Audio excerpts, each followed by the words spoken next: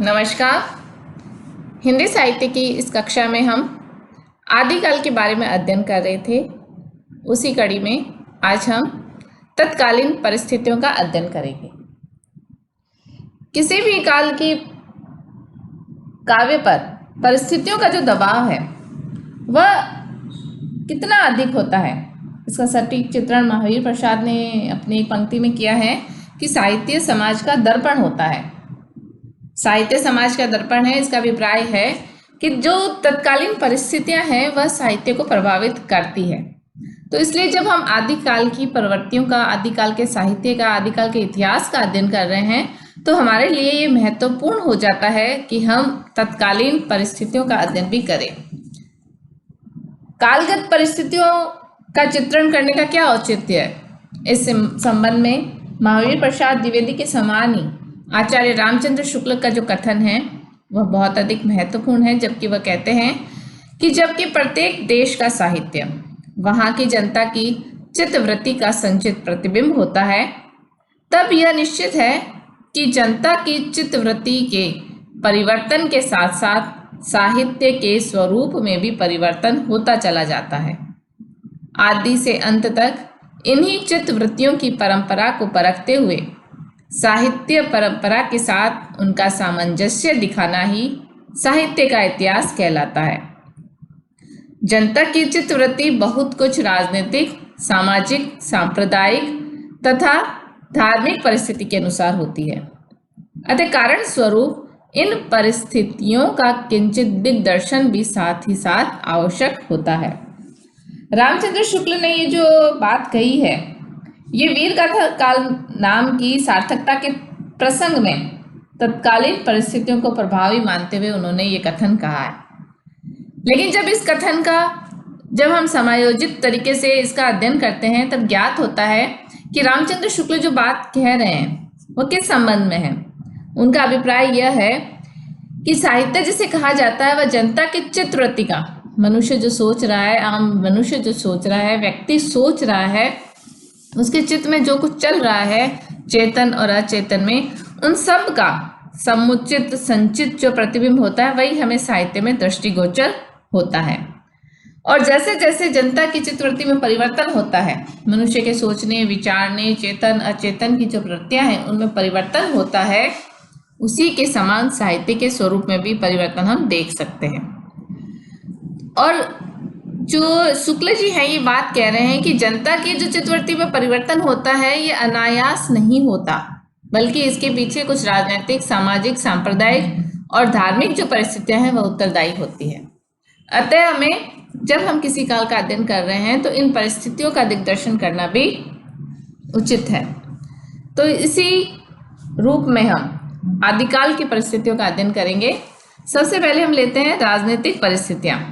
आदिकाल का जो सीमांकन हमने किया उसके अनुसार उसका काल जो है 1050 से 1375 संवत जो माना गया है, उस समय की जो राजनीतिक परिस्थितियां हैं उनका अध्ययन हम करें। आदिकालीन जो राजनीतिक स्थिति है वो राजनीतिक दृष्टि से उथल पुथल का युग था और इसके साथ साथ जो एक केंद्र की सत्ता थी उसका अनेक केंद्रों में विभक्तिकरण हो चुका था। मुसलमानों के आक्रमण प्रारंभ हो चुके थे। राजनीतिक दृष्टि से आदिकाल की पृष्ठभूमि की यदि हम बात करें तो हर्षवर्धन के साम्राज्य के पतन का समय जो था वह पूर्ण हो चुका था। वर्धन साम्राज्य के काल में उत्तरी भारत पर यवनों का जो आक्रमण है वो प्रारंभ हो चुके थे। हर्षवर्धन ने तो यवनों का पूरी बहादुरी से सामना किया था और हर्षवर्धन की मृत्यु के पश्चात जो हालात हैं वह बद से बदतर होते गए। हर्षवर्धन का कोई भी उत्तराधिकारी इतना ताकतवर नहीं था कि वह बाह्य आक्रमण से देश की सुरक्षा कर सके और जिसके परिणाम स्वरूप वर्धन साम्राज्य का पतन होता है और राजपूतों का उदय होता है। राजपूत वीर, साहसी और देश प्रेमी तो थे, उन्होंने अपनी पूरी शक्ति यवनों से लड़ने में झोंक दी और अंततः आक्रमणकारियों को साम्राज्य विस्तार से वह रोक नहीं पाए। क्या कारण था? कारण स्पष्ट था कि राजपूतों में आपसी फूट और बैर अत्यधिक था। एकता और सौहार्द की कमी ने राजपूतों को बार बार पराजित किया और यवनों के उत्साह को बढ़ाया। परिणाम यह हुआ कि मुस्लिमों को नाको चने चबाने वाली राजपूत जाति इस्लाम की साम्राज्यवादी ताकत को रोकने में असफल रही। तो इस प्रकार से ये जो राजनीतिक वातावरण था, जनता पर विदेशी आक्रांताओं के अत्याचार बढ़ रहे थे और युद्ध की कामना रखने वाले जो देशी राजाओं के अत्याचार थे उनका क्रम भी बढ़ता जा रहा था। वे परस्पर लड़ने में ही व्यस्त थे। पृथ्वीराज चौहान, जयचंद, परमर्दी देव आदि की पारस्परिक जो लड़ाइयाँ थी ये अंतहीन कहानियां बनती गई। वस्तुतः ये जो राजनीतिक दृष्टि से ये युग था, ये एक राष्ट्र के लिए समृद्ध युग नहीं कहा जा सकता। आलोचक रामचंद्र शुक्ल ने आदिकाल की राजनीतिक घटनाओं का मूल्यांकन करते हुए लिखा है कि भारत के इतिहास में यह वह समय था कि मुसलमानों के हमले उत्तर पश्चिम की ओर से लगातार होते रहते थे। इनके धक्के अधिकतर भारत के पश्चिमी प्रांत के निवासियों को सहने पड़ते थे, जहां हिंदुओं के बड़े बड़े राज्य प्रतिष्ठित थे। गुप्त साम्राज्य के ध्वस्त होने पर हर्षवर्धन के उपरांत भारत का पश्चिमी भाग ही भारतीय सभ्यता और बल वैभव का केंद्र हो रहा था। कन्नौज, अजमेर, अहिलवाड़ा आदि बड़ी बड़ी राजधानियां उधर ही प्रतिष्ठित थी। उधर की भाषा ये शिष्ट भाषा मानी जाती थी और कवि चारण आदि उसी भाषा में रचना करते थे। प्रारंभिक काल का जो साहित्य हमें उपलब्ध है उसका आविर्भाव उसी भूभाग में हुआ।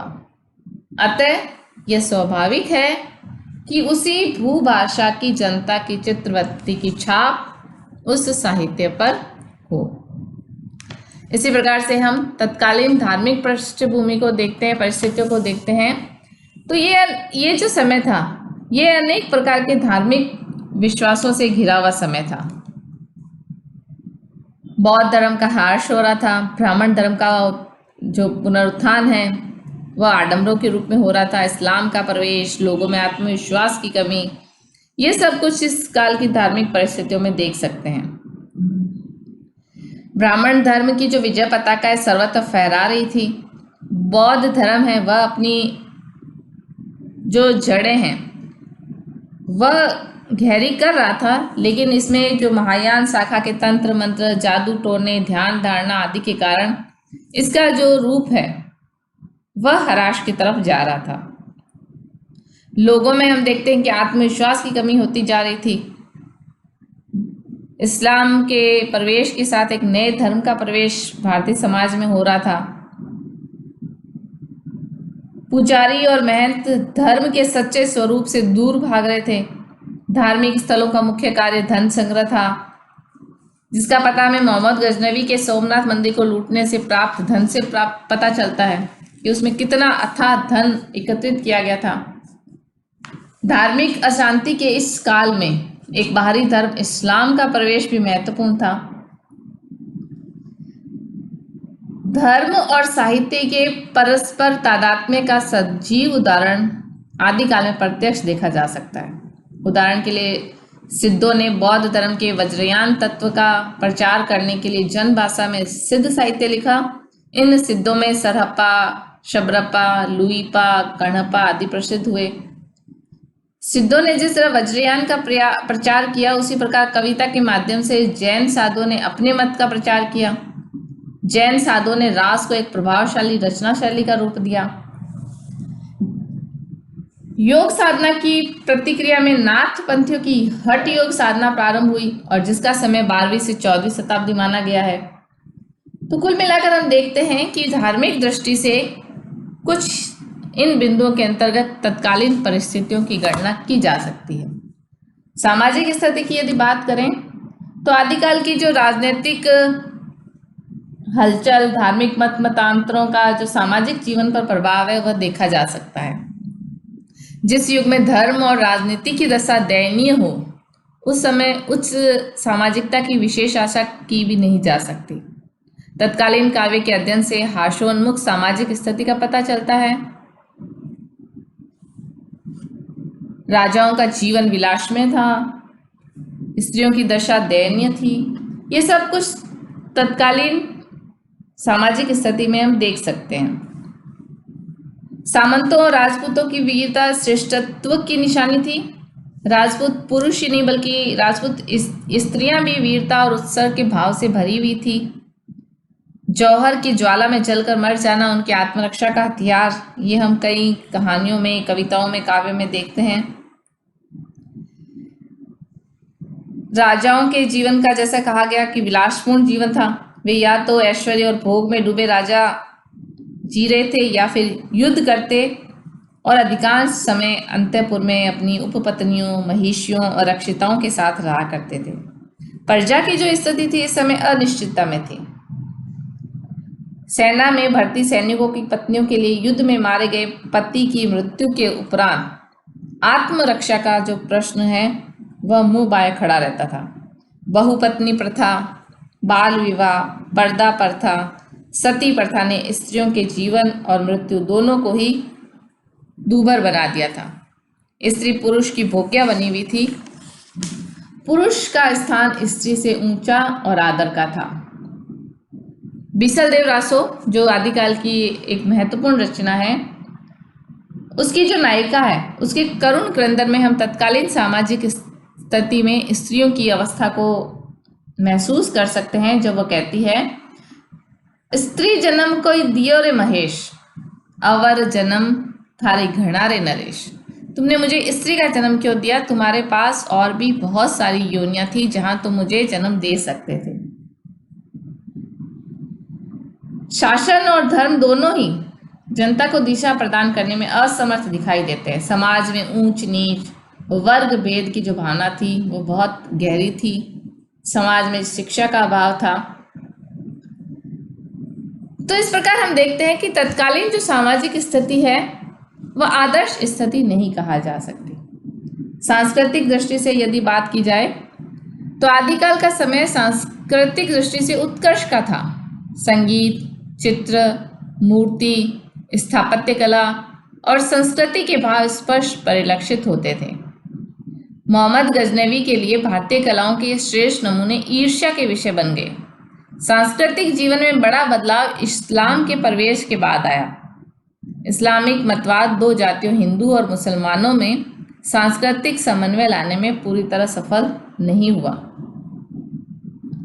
मुस्लिम मूर्ति भंजक थे और इसलिए सांस्कृतिक दृष्टि से मुसलमानों के आगमन के पश्चात मूर्तियों का भंजन एक महत्वपूर्ण कृत्य के रूप में उभर कर सामने आता है। अगर हम देखें तत्कालीन सांस्कृतिक जो जीवन था, हर्षवर्धन ने जिस विशाल साम्राज्य ने हिंदू धर्म और संस्कृति को राष्ट्रीय व्यापी एकता का आधार दिया, इस वातावरण में स्वाधीनता एवं देशभक्ति के भाव दृढ़ होने लगे थे। संगीत, चित्र, मूर्ति, स्थापत्य आदि कलाओं में सौंदर्य और संस्कृति के जो भाव हैं वह स्पष्ट परिलक्षित होते थे। स्थापत्य के क्षेत्र में वैष्णव और जैन मंदिरों का निर्माण होना धार्मिक सद्भाव और समन्वय का उदाहरण था। भुवनेश्वर, खजुराहो, पुरी, सोमनाथपुर, कांची, तंजौर आदि स्थानों पर अनेक भव्य मंदिर आदिकालीन स्थापत्य कला या सांस्कृतिक समृद्धि का उदाहरण कहे जा सकते हैं, और ये समृद्धि ही मोहम्मद गजनवी के लिए ईर्ष्या का कारण भी बनी थी। अगर हम बात करें तत्कालीन साहित्यिक परिवेश की, तो आदिकालीन काव्य तीन धाराओं में बह रहा था, जिसका आधार था आलोच्य काल की साहित्यिक भाषा। दक्षिण भारत की भाषाओं का संबंध द्रविड़ भाषा परिवार से था और शेष भारत की भाषा का संबंध आर्य परिवार की भाषा समुदाय से था। वैदिक संस्कृत के समानांतर लोक भाषा एवं विभाषा के रूप में पाली, प्राकृत भाषाएं उपस्थित थी। इस काल में साहित्य रचना की तीन धाराएं बह रही थी। प्रथम धारा संस्कृत साहित्य की थी, दूसरी धारा का साहित्य प्राकृत और अपभ्रंश में लिखा जा रहा था, और तीसरी धारा हिंदी भाषा में लिखे जाने वाले साहित्य की थी। आदिकाल में अपभ्रंश साहित्य भाषा की निकटता के कारण हिंदी साहित्य के लिए पृष्ठभूमि का काम कर रही थी। आचार्य रामचंद्र शुक्ल ने अपभ्रंश काल के अंतर्गत अपभ्रंश और प्रारंभिक हिंदी दोनों की रचनाएं सम्मिलित की थी। हालांकि ये बात अलग है कि आगे चलकर जब अपभ्रंश का विपुल साहित्य प्रकाश में आया तो शुक्ल के इस मत को अधिक महत्व नहीं दिया गया। इस युग में 9वीं से 11वीं शताब्दी तक कन्नौज एवं कश्मीर संस्कृत साहित्य रचना के केंद्र रहे और इस बीच अनेक आचार्य, कवि, नाटककार तथा गद्य लेखक हुए। आनंदवर्धन, अभिनवगुप्त, कुंतक, क्षेमेंद्र, भोजदेव, विश्वनाथ, श्रीहर्ष, जयदेव इसी युग की देन कहे जा सकते हैं। संस्कृत के अतिरिक्त प्राकृत और अपभ्रंश का श्रेष्ठ साहित्य भी प्रभुत्व मात्रा में लिखा गया। जैन आचार्यों ने मध्य प्रदेश के पश्चिमी सीमांत क्षेत्र में रहकर संस्कृत के पुराणों को नए रूप में प्रस्तुत किया और उन्होंने अपनी रचनाओं के लिए प्राकृत और अपभ्रंश के साथ पुरानी हिंदी को भी माध्य बनाया। और इसी प्रकार पूर्व सीमांत पर सिद्धों ने अपभ्रंश के साथ साथ लोक भाषा हिंदी को रचनाओं में प्रयुक्त किया। इस काल का जो साहित्य वह स्पष्ट राजा, धर्म और लोक के 3 आश्रयों में विभाजित हो चुका था और इनकी भाषाएं भी निश्चित हो चुके थे। जैसे संस्कृत प्रधानतः राज प्रवृत्ति को सूचित करती थी, अपभ्रंश धर्म की भाषा बन गई थी और हिंदी जनता की मानसिक स्थितियों और भावनाओं को प्रतिनिधित्व कर रही थी। सारांश रूप में यदि हम कहें तो जिन परिस्थितियों में आदिकालीन काव्य रचा गया उसमें ओज, श्रृंगार, वीरता और धार्मिक उपदेशों का बाहुल्य था। वर्धन साम्राज्य के पतन आरंभ, राजनीतिक स्थितियां उत्तरोत्तर बिगड़ती ही गई। राजपूत राजाओं की तमाम शक्ति युद्धों में व्यय होती थी। मातृभूमि और स्वदेश प्रेम की भावना में लड़े गए युद्धों में स्त्री आकर्षण भी एक प्रमुख मुद्दा हुआ करता था। विदेशी आक्रमणों से हिंदू राज्य, हिंदू जनता त्रस्त थी। धर्म की दृष्टि से आदिकाल का समय धार्मिक सौहार्द का समय नहीं था। सांस्कृतिक दृष्टि से महत्वपूर्ण होते हुए भी सांस्कृतिक और साहित्यिक दृष्टि से महत्वपूर्ण होते हुए भी राजनीतिक, सामाजिक और धार्मिक दृष्टि से यह युग उत्तम युग नहीं था और उसका प्रभाव हम तत्कालीन साहित्य में भी उसकी उपस्थिति के रूप में देख सकते हैं। तो विद्यार्थियों, आज हमने आदिकालीन परिस्थितियों के बारे में जानकारी प्राप्त की। आगे की कक्षा में हम आदिकाल के नामकरण के संबंध में विभिन्न विद्वानों के मतों का अध्ययन करेंगे। धन्यवाद।